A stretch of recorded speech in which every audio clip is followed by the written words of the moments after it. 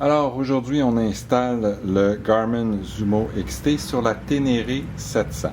Sur le Zumo XT, ça vient comme ça. Puis je ne le mettrai pas non plus sur la batterie directement parce que on risque de l'oublier, se ramasser plus de batterie. Donc je vais utiliser le fil qui est dédié aux poignées chauffantes.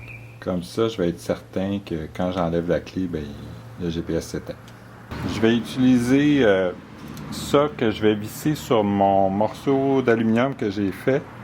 Alors pourquoi je ne le monte pas direct? Parce que une des fonctions possibles du Zumo, c'est de le mettre vertical. Puis je crois que ça m'intéresse. Le petit bras qui vient avec est vraiment du type RAM, là, comme ça, là, comme ces boules-là. Alors je vais essayer de l'utiliser avec ça. Ça va me permettre de changer de position. J'ai pas fini de visser l'appareil, là. Ça serait quelque chose comme ça, là. Parce que si je le visse directement sur mon morceau d'alu, je vais être obligé de le garder horizontal. En fonction verticale, la carte est beaucoup plus carrée, puis moi je garde tout le temps le nord en haut, ce qui fait que c'est intéressant. Bon, le fil pour les poignées chauffantes est derrière le côté droit, le cover du côté droit, juste un petit peu en arrière du radiateur. Donc il faut défaire le cover, il faut défaire une partie ici, parce qu'elle est préfilée pour les poignées chauffantes, ce qui fait que le fil il est juste attaché, il faut aller le détacher. C'est trois petits blons de carrosserie en plastique. C'est juste un quart de tour. Puis on enlève le petit truc. Il y en a trois comme ça. Le troisième est en haut ici. Comme caché là. Donc, c'est 30. Ici, c'est des vrais vis. Pas des quarts de tour comme les blons de carrosserie. Là. Les trois sont enlevés. C'est pas parce que les trois sont enlevés que ça s'enlève tout seul. Il y a un mouvement vers l'arrière à faire. Il y a des attaches ici qui rentrent dans le morceau là comme ça. Fait qu'il faut le glisser vers l'arrière. Ah, je pourrais l'enlever. Ben ouais. C'est une petite clip là. Faut juste se lever ici là. Bon, bien plus simple de l'enlever. Alors le bidule qu'on veut, il est ici. Il est attaché avec du tape électrique à la couette de fil qui passe là. C'est assez simple à ôter.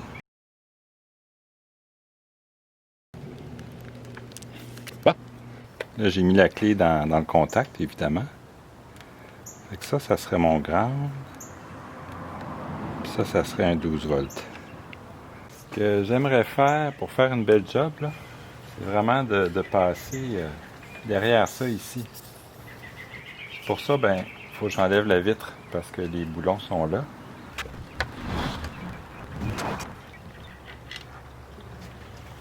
De l'autre côté, il y a un caoutchouc qui tourne si on ne le tient pas. C'est facile à tenir, il faut juste... Puis, il n'a pas l'air de... Il tombe pas. OK. Faut comme... Il faut dévisser juste ces deux vis-là.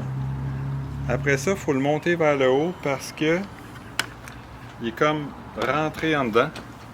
Je vais juste suivre le fil du cadran qui passe avec le fil des cadrans. Puis c'est ça. Ici, là, il faut venir porter les deux fourches puis descendre là.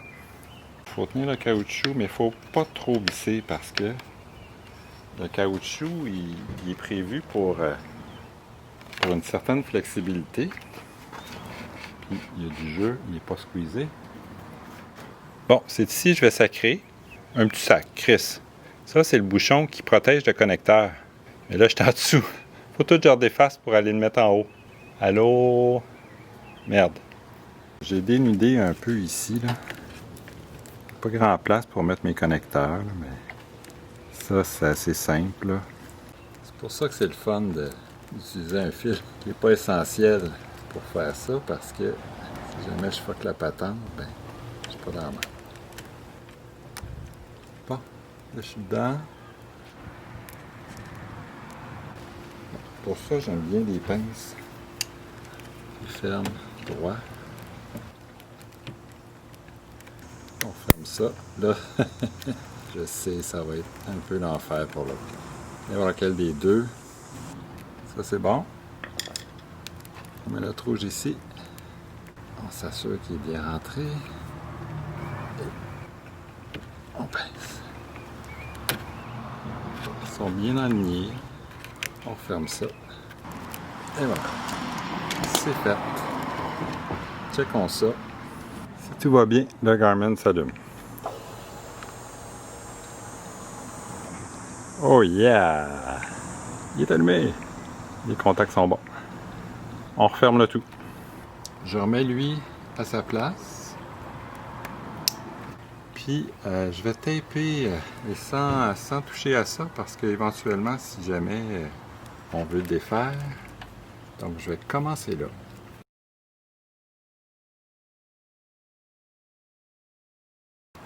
Donc, je le réessaye parce que tout d'un coup que ça fonctionne. Là, je suis revenu en dedans pour la rhabiller parce que le soleil est trop chaud aujourd'hui. Le clignotant est branché.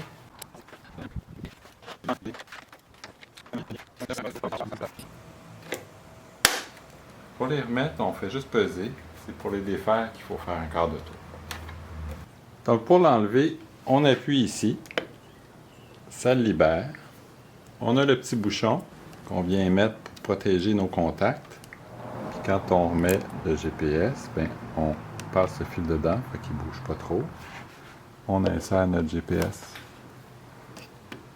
comme ça. On voit que c'est plus carré. Ici, il est à l'horizontale, ça c'est dans les coins, ça c'est en haut.